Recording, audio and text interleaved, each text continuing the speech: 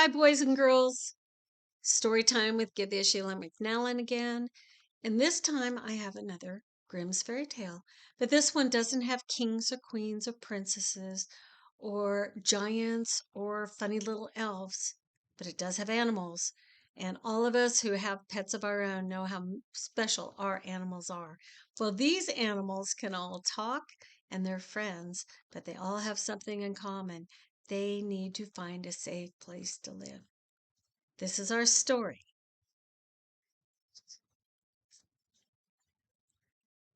The Bremen Town Musicians.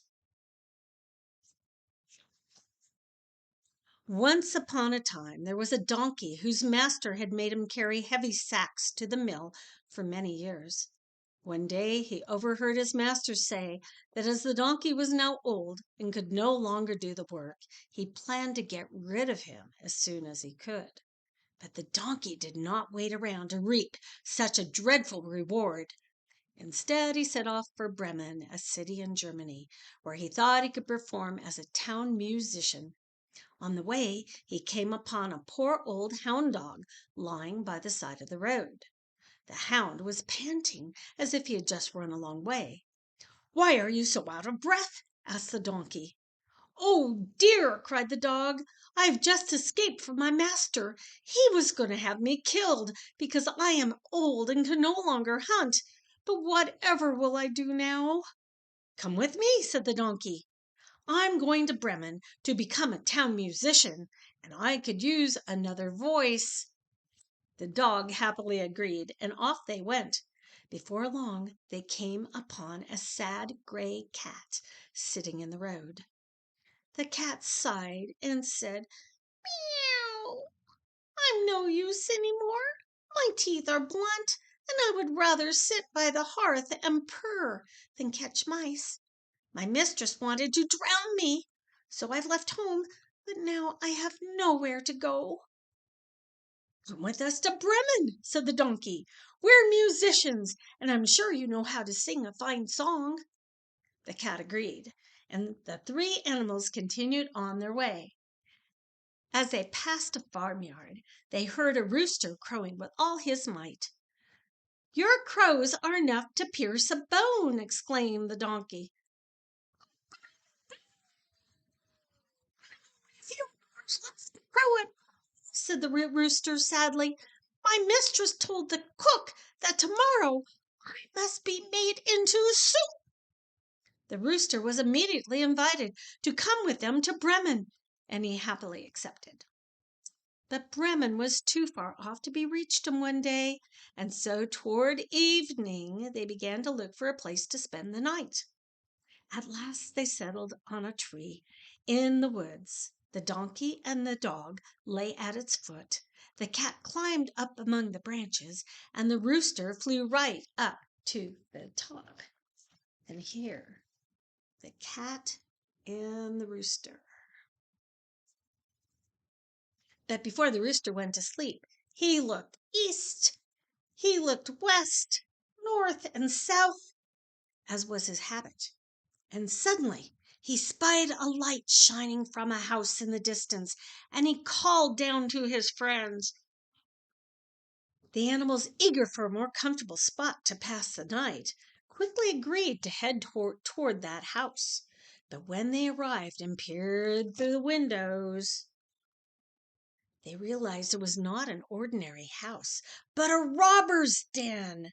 Inside there was nothing but a fireplace and a long table, and around the table sat robbers, feasting on all kinds of delicacies and counting out the money they had stolen. "I think this house will suit us fine," said the rooster. The others agreed, and so they devised a plan to frighten away the robbers. The donkey placed his 4 feet on the window sill, and the dog climbed on his back, and the cat stood on top of the dog, and the rooster flew up and perched on the cat's head, and then all of them began to sing. You see, look at all of them. Do you see the men inside the house? They sang as loud as they could. The donkey brayed, the dog barked, the cat meowed, and the rooster crowed. Their music made such a noise that the robbers were sure a ghost or goblin had come to haunt the place. Terrified, they ran away as fast as they could. The four companions then went into the house and gobbled up all the remains of the robbers' feast. Their bellies full, they all lay down for the night. The donkey settled outside by the stable. The dog stretched out behind the door. The cat settled beside the warm hearth. And the rooster perched on the roof. And soon they were all fast asleep. Meanwhile, the robbers were watching the house from the woods. As the hours passed, their leader began to feel silly for having been frightened. And when he saw that no light was burning and that all was quiet, he sent one of his men to explore the house. Now remember who's at the house. Quietly, the robber crept into the kitchen to light a candle.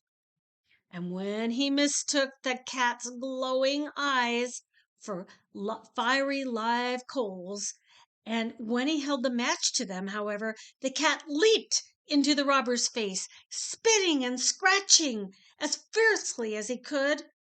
The man was so terrified that he ran to the back door straight into the dog. The startled hound gave him a hard bite on his leg. Howling with pain, the robber ran past the stable where the donkey gave him a swift kick with his hind leg. All the noise woke up the rooster, who immediately crowed, "Cock-a-doodle-doo!" And when the robber reached the others, he was trembling so hard that he could hardly speak. "What happened?" they asked. "There's a wicked witch in the house," cried the poor man. "She spat on me and scratched my face with her long claws. At the door there's a man with a knife who stabbed me in the leg. Out in the yard there's a big monster who beat me with a club. And the judge was sitting on top of the roof shouting, 'Bring that rascal here!'" After that, none of the robbers dare return to the house ever again. But the four Bremen town musicians liked the place so much that they decided to stay there forever. And for all I know, they are there to this day. And there they are, the four musicians. Do you think they made pretty music? Probably not. But did it work? Yes, it did. The music they played, they needed to, and it drove the robbers out of the house. That was a fun story. I hope you liked it. There will be another one soon from me and other people as well. Stay tuned for all of our wonderful Asatru Academy story times. Thank you for being here. Bye-bye.